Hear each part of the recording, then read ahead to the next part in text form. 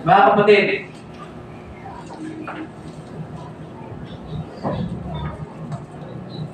kung ito ka, purihin mo Diyos. Mahaba ka pa eh. Pero kung nandito ka na mga kapatid,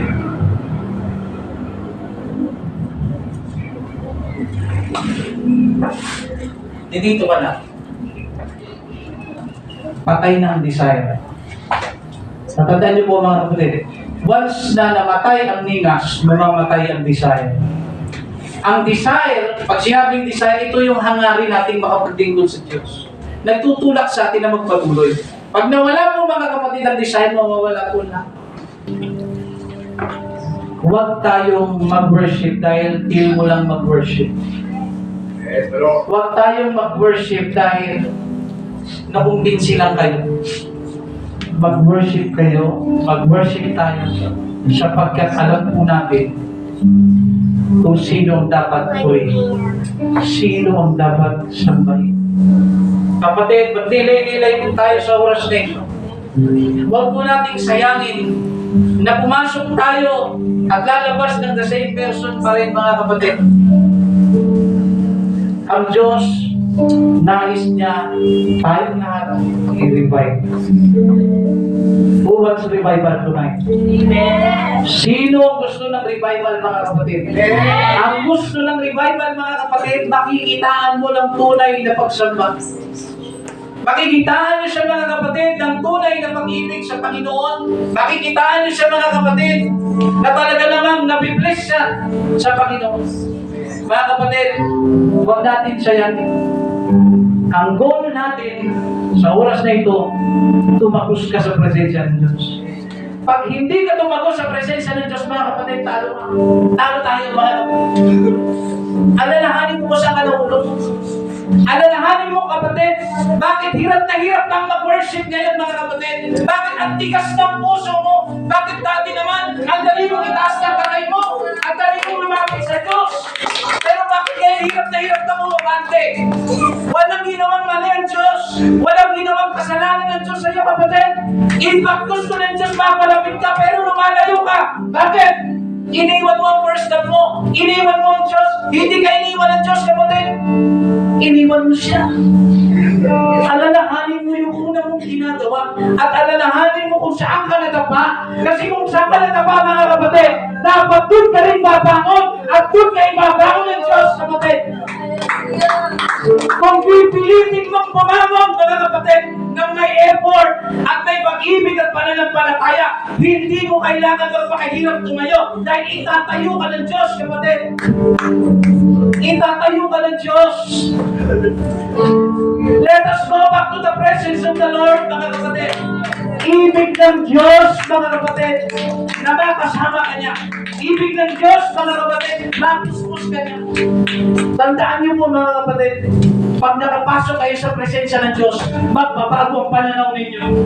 Nakakala ninyo, kung ano man ang inyong kalagayan ngayon, napili mo, ang saya-saya mo na dyan, nagkakamali ka.